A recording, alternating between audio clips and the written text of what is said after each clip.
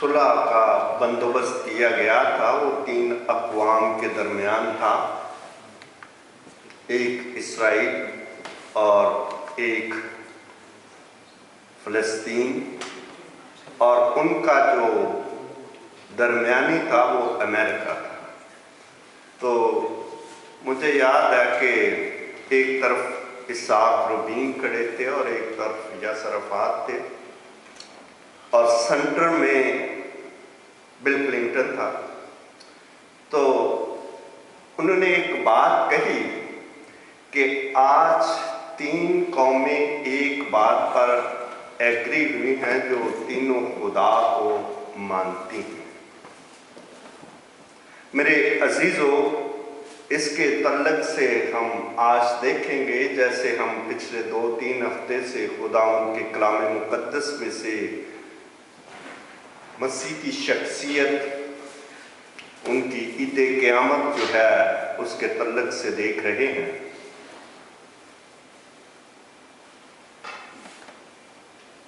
इस्राएल कौम खुदावंद यीशु मसीह के इस दुनिया में पैदा होने को नहीं मानती कि वो मसीह जो मालूद है वो इस दुनिया में मुजस्सम होकर आए। वो ये कहते हैं कि एक आदमी था जो कि अपने आप को मसीह कहता था, हमने उसको रोमन के हवाले किया और उन्होंने उसको मसलूब करके मार डाला। दूसरी कौम जो है मुस्लिम, वो ये मानते हैं कि खुदावंद यीशु मसीह इस दुनिया में मुजस्सम होकर कुंवारी मरियम से पैदा हुए, लेकिन वो उसकी मौत को नहीं मानते। तीसरी कौम मसीही कौम है जो उसके पैदा होने को, उसके मरने को और मरकर जी उठने को मानती है। बाइबल मुक़द्दस में ये एक हकीकत है इसकी, खुदा यीशु मसीह की शख्सियत की, कि वो कुंवारी मरियम से पैदा हुए। जब वो इस दुनिया में आए तो उसका पैगाम जो था फरिश्ते के जरिए उनको मिला। इससे पहले यही फरिश्ता एक और आदमी के पास भेजा गया जिसका नाम ज़करिया था, उसने इसका एतबार न किया। तो फरिश्ता ने एक बड़ी खूबसूरत बात कही कि मैं इसराफील हूं जो खुदा के हाथ खड़ा रहता हूं। तूने मेरी बात का यकीन नहीं किया, इसलिए जब तक वो लड़का पैदा न हो तो चुपका रहेगा। ये फरिश्ता जब मुक़द्दसा मरियम के पास भेजा गया तो इसने खुशखबरी दी। जाहिर है कि कुछ इंसानी नाते से कुछ बातें होती हैं कि हमको उसको ज़हनी तौर पर कबूल नहीं करते, जैसे कि ज़करिया ने उसको कबूल न किया। इसी तरह मुक़द्दसा मरियम ने भी उसके साथ बातचीत की। तो फरिश्ता ने जब उसकी बात की तस्दीक कर दी कि ये वो मरूद मुक़द्दस खुदा का बेटा होगा, रूह कुद्दस की कुदरत तुझ पर साया डालेगी। ये पैदाइश का कलाम है, इसको मैं नहीं जाऊँगा इस पर। मैं सिर्फ आपको बॉटम लाइन बता रहा हूँ कि खुदावंद यीशु मसीह इस दुनिया में मुजस्सम होकर आए थे। जब वो इस दुनिया में आए तो उन्होंने तालीम दी लोगों को, अंधों की आंखें ठीक की, लोगों को, बहरों को उन्होंने सुनने के लिए कान दिए, लंगड़ों को टांगे दी, मुर्दों को जिंदा किया। और उन्होंने अपनी तालीम लोगों को दी कि इस तालीम पर तुम चलोगे तो हमेशा की जिंदगी पाओगे। जो कि यहूदी कौम ने उसको पसंद ना किया, और जब उसको पसंद ना किया तो उन्होंने उस पर फतवा लगा दिया, और फतवा लगाकर उसको रोमन्स के हवाले किया, और रोमन्स ने उसे मसलूब कर डाला। और लूका रसूल की अंजील में उसके 23वें बाब में लिखा हुआ है कि उसने आखिरी कलमा जो कहा था वो अपनी जान जो थी उसने चला कर दे दी और कहा, आए बाप, मैं अपनी रूह तेरे हाथों में सौंपता। मत्ती रसूल इसके तल्लुक से बहुत खूबसूरत बात लिखते हैं कि जैसे ही उसने जान दी तो हैकल का पर्दा फटकर 2 टुकड़े हो गया और वो रास्ता जो था वो खुल गया। ये खुदावंद यीशु मसीह की इस दुनिया में पैदाइश के तल्लुक से है, क्योंकि 3 बातें हैं जो आपके सामने रखूंगा। एक, खुदावंद यीशु मसीह का मुजस्सम होकर आना। दूसरा, खुदावंद यीशु मसीह की मौत। और तीसरी बात जो है, मुर्दों में से जी उठना। जब खुदावंद यीशु मसीह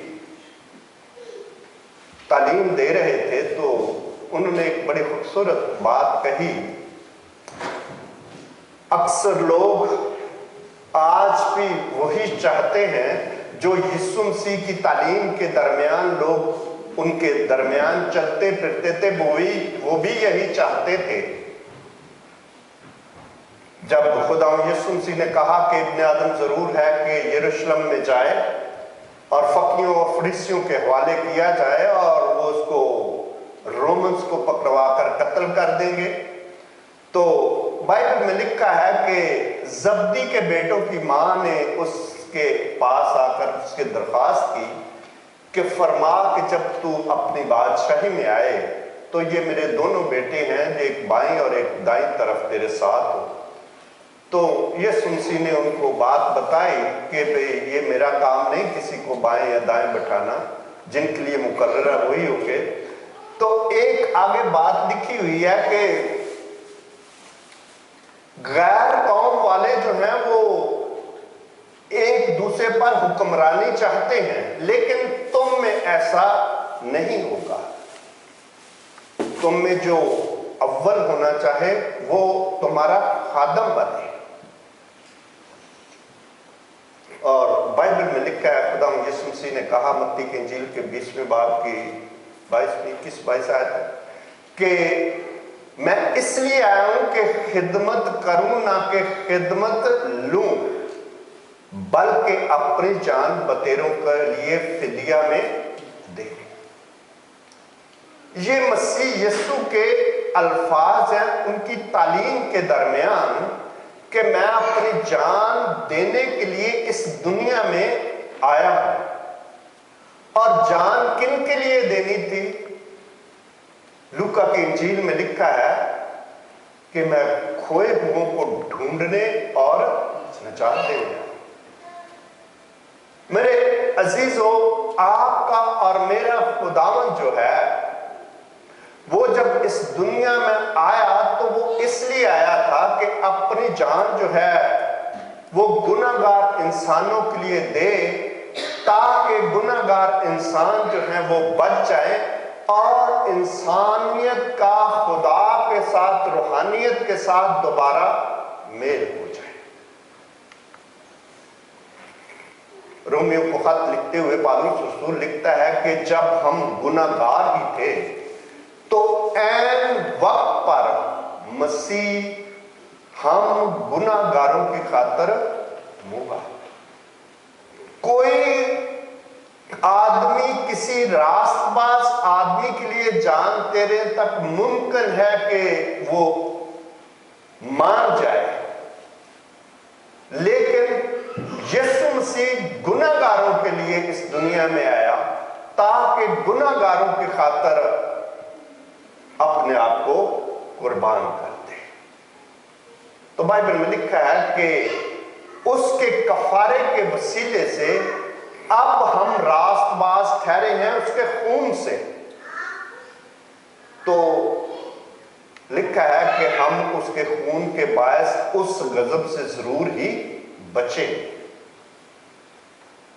मेरे अजीजों, ये सब कुछ आपके और मेरे खुदावंद ने इसलिए किया ताकि हम दुनिया के गुनाहगार लोग जो हैं वो बच जाए। खुदावंद यीशु मसीह ने जगह जगह इसकी पेशन गोई की, जैसा कि यशायाह नबी की किताब में पढ़ा गया कि वो आप हमारे गुनाहों की खातिर मसलूब हो गया। हमने उसको खुदा का मारा कूटा और सताया हुआ समझा,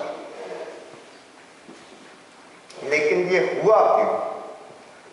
जैसे 10वीं आयत में लिखा है कि ये खुदावंद को पसंद आया कि उसे कुछ नहीं। ये खुदा की मर्जी थी कि वो मारा जाए, ये खुदा की मर्जी थी कि वो इस दुनिया के गुनाहों की खातिर बर्रा बन जाए। तो लिखा है कि जब वो अपनी ही जान दे देगा तो अपनी जान को देकर वो अपनी नस्ल को देखेगा।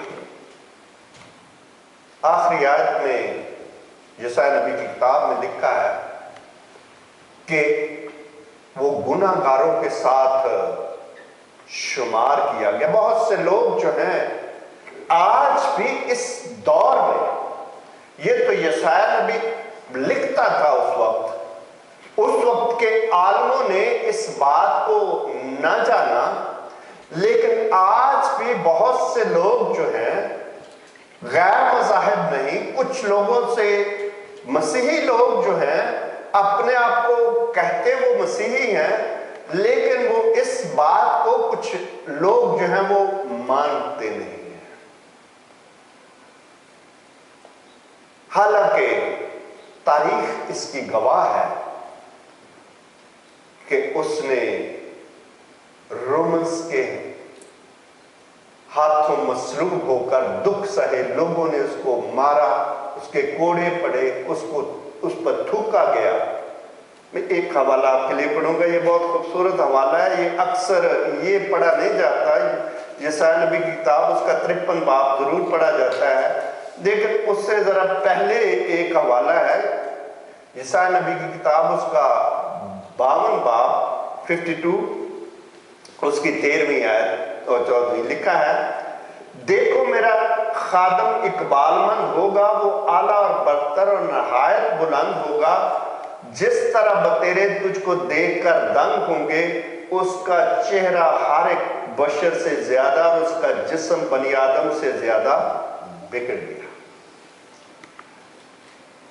मेरे अजीजों, जब वो इस दुनिया में था तो वो इसी तरह खुदा यीशु मसीह का जिस्म था। बहुत देर पहले एक बहुत बड़ा आलम था, तो उसने हकारत करके ये बात कही कि मसीहों का खुदा देखो सोता भी है, रोता भी है, भूखा भी हो जाता है।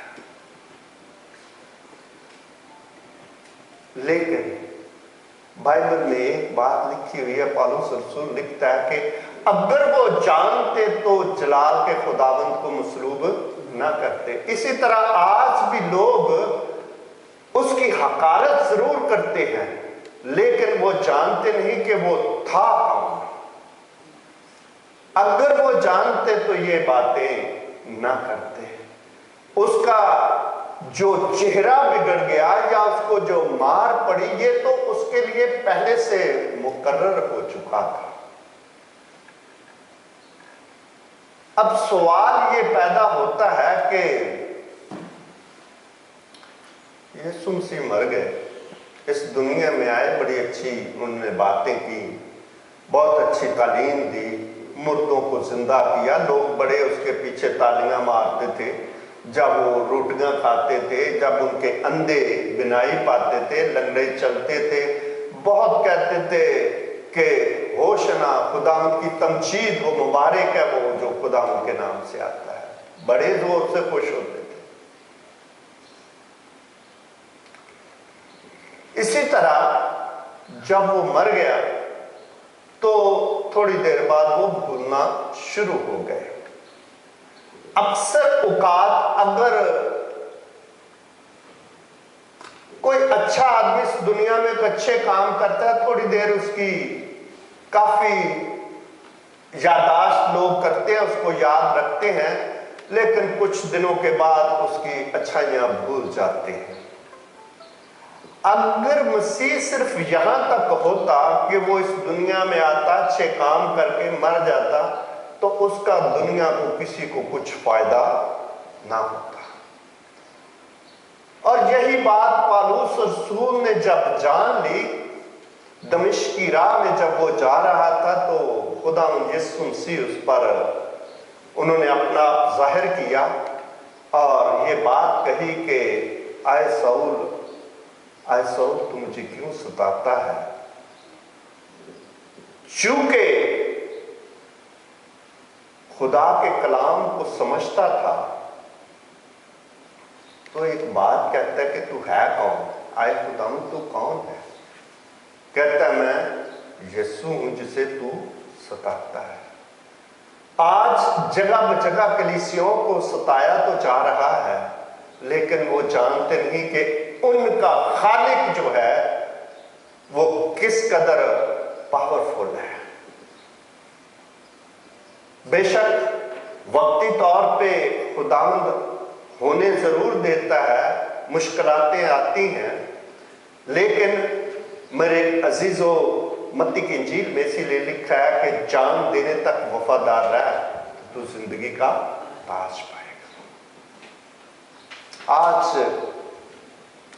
वो लोग शायद इस बात को नहीं जानते कि पता नहीं ये ताज है किधर, क्यों? क्योंकि नजर नहीं आता। लेकिन जब पौलुस रसूल ने इस बात को जान लिया, तो वही पौलुस रसूल खुद मसीह की खातिर दुख उठाने चल निकला और लोगों से इस कदर उसने मार खाई कि आप बाइबल पढ़ते हैं, सभी जानते हैं कि किस कदर उसने मुसीबत से जिंदगी गुजारी थी। तो जब कुरिन्थस की कलीसिया को खत लिखता है तो कहता है कि मैंने तुम्हें वही खुशखबरी बता दी है जो पहले बताई थी, जिस पर तुम ईमान भी रखते हो और जिसके वसीले से तुम्हें निजात भी मिलती है, कि मसीह किताबे मुकद्दस के मुताबिक मुआ, हमारे गुनाहों की खातिर मुआ। जैसे कि यशायाह नबी की किताब में हमने पढ़ा है कि हमारे गुनाहों की खातिर उस पर सियासत हुई, वो मारा कूटा गया, सताया गया, उसने हमारे गमों को बर्दाश्त किया। और यही बात पौलुस रसूल लिख रहा है कि वो हमारे गुनाहों की खातिर मसलूब। मेरे अजीजों, आगे लिखा है कि और तीसरे दिन मुर्दों में से जी उठा। अगर मसीह ना जी उठता तो मसीहत भी दूसरे मज़ाहिब की तरह एक मुर्दा मजहब ही रह जाता, कोई हकीकत बात इसमें बाकी ना रहती। लेकिन हम शुक्र करते हैं कि खुदावंद का, कि हमारा खुदावंद आज भी जिंदा है, क्योंकि इस तालीम को फैलाने वालों ने अपनी जानें कुर्बान कर दी इस गवाही देने के लिए कि उन्होंने उसको जिंदा खुदा को खुद अपनी आंखों से देखा है। बहुत से लोगों ने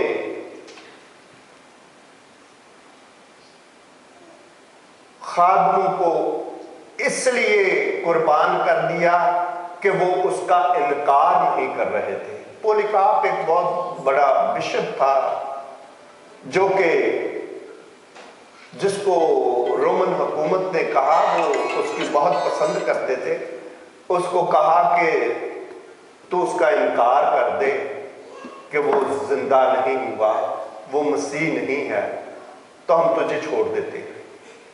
उसने कहा ये मुमकिन नहीं है और उन्होंने उसको मार दिया।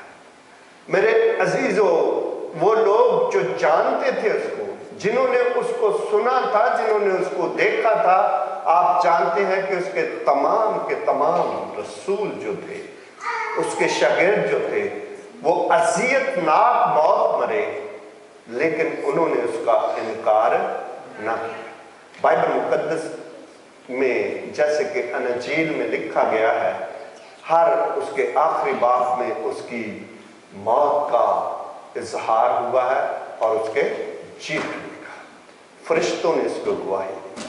जब औरतें उसकी कब्र पर पहुंची सबसे पहले, तो उन्होंने कहा कि जिंदा को मुर्दों में क्यों ढूंढती हो, वो यहां नहीं है। आज भी लोग उसका इनकार करते हैं कि ना वो मरा तो ना जी उठा, वो मरा ही नहीं तो जी कैसे उठेगा।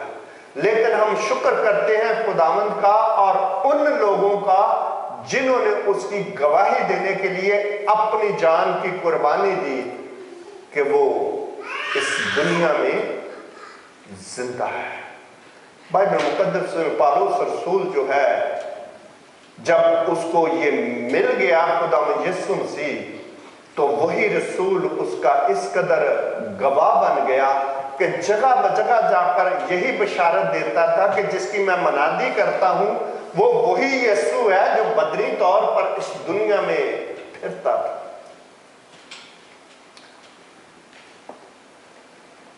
खुदावंद के कलाम मुकद्दस में अगर दूसरा करंथियुस का दूसरा बाब और उसकी दूसरा करंथियुस का 5वां बाब उसकी 18 से 19 आयत पढ़े, तो वहां पर बड़े खूबसूरत बात एक लिखी हुई है। बाइबल मुकद्दस में लिखा है, और सब चीजें खुदा की तरफ से हैं जिसने मसीह के वसीले से अपने साथ हमारा मेल मिलाप कर लिया।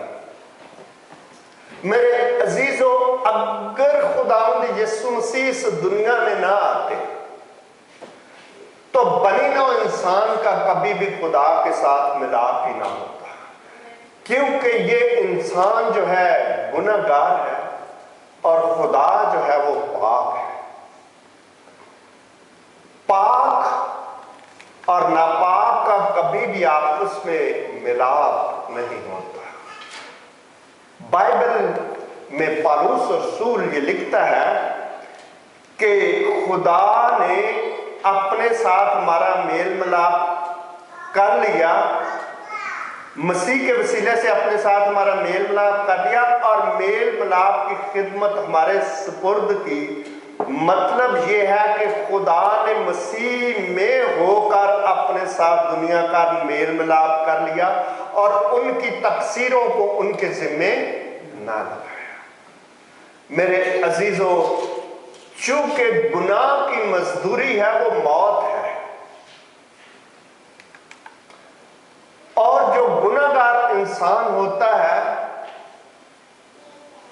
उस पर जुर्म ये होता है कि ये गुनाहगार है, इसको जहन्नम में भेजा जाए। तमाम दुनिया जो है वो जहन्नम की सजा की सजावार, लेकिन हम शुक्र करते हैं खुदा का कि उसके इरादे में एक अज़ल से मंसूबा था जिसके तल्लुक से पतरस रसूल एक बात लिखता है। पतरस का खत इमाल का किताब उसका दूसरा बाब और उसकी 21 और 22 आयत में लिखा है कि खुदा के इल्मे साबका के मुताबिक मसीह यीशु हमारे कसूरों की खातिर मोहा। मेरे अजीजों, ये खुदा का एक मंसूबा था कि मैं गुनाहगार इंसानों की खातिर खुद तजस्सुम लेकर के जाऊंगा और दुनिया के गुनाह अपने ऊपर उठा करके दुनिया को रास्ता दिखा दूंगा। अब जो कोई उसके पीछे चलेगा वही निजात का वारिस बन जाएगा। पतरस रसूल की गवाही बहुत ही खूबसूरत है। ये इमाल की किताब, उसका चौथा बाब, तीसरा बाब है। बड़ी खूबसूरत बात है। इमाल की किताब, उसका तीसरा बाब और उसकी 14 और 15 आयत में लिखा है। बाइबल जब ये बोल रहा है तो उन लोगों से बोल रहा है जो खुदा को मानते थे लेकिन मसीह का इनकार करते थे। उनको कहता है तुमने उस कदूस और रास्तबाज का इनकार किया और दरख्वास्त की कि एक खूनी को तुम्हारी खातिर छोड़ दिया जाए, मगर जिंदगी के मालिक को कत्ल किया जिसे खुदा ने मुर्दों में से जलाया, और इसी के हम सब गवाह। मेरे अजीजों, वो लोग आंखों देखे गवाह थे जिन्होंने उसको जिंदा होकर उसके साथ बातचीत की, उसको रूबरू देखा था। ये उसके गवाह। यूहन्ना रसूल अपने पहले खत के पहले बाब में लिखता है कि वो जिंदगी के कलाम को हमने देखा, उसको हमने छू कर देखा, उसके साथ हमने खाया और वो जिंदगी जाहिर हुई। मेरे अजीजों, हम शुक्र करते हैं कि हम मसीही लोग खुदावंद यीशु मसीह के मुर्दों में से जी उठने का इकरार करते हैं, जिसको हम क़यामतुल मसीह कहते हैं।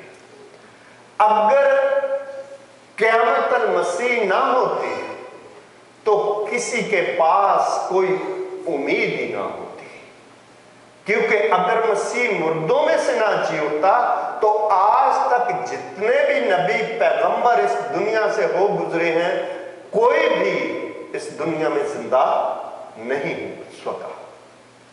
अगर कोई जिंदा नहीं हुआ तो क़यामत ही नहीं है।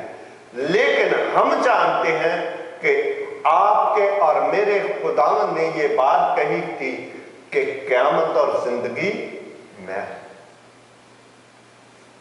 मेरे अजीजों, बेशक उस वक्त के लोग, यहूदी लोग क़यामत पर ईमान तो रखते थे, लेकिन मसीह यीशु ने आकर उसको साबित किया कि क़यामत है कौन। उसने कहा कि क़यामत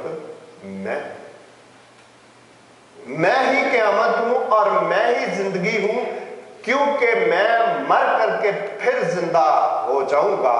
मुकाशवा की किताब के पहले बाब में बड़े खूबसूरत बात यूहन्ना लिखता है कि उसने मुझ पर अपना दाहिना हाथ रखा और कहा, देख मैं मर गया था, अब जिंदा हूं और अब्दुलाबाद तक जिंदा रहूंगा। मेरे अजीजों, हम खुदावंद के वो लोग हैं जो उस जिंदा खुदा की प्रस्तश करते हैं जिसने मौत और कब्र पर फतह पाई है, जिसने मौत और कब्र को फतह पर पाकर हमेशा की जिंदगी का वो मालिक बन गया है, जिसने कहा है मौत तेरा डंग कहां रहा। आज वो लोग जो खुदावंद यीशु मसीह को जान जाते हैं, उसको कबूल कर लेते हैं, वो मौत और जिंदगी के मौत से निकलकर जिंदगी पा लेते हैं। क्यों? क्योंकि बाइबल मुकद्दस में लिखा है,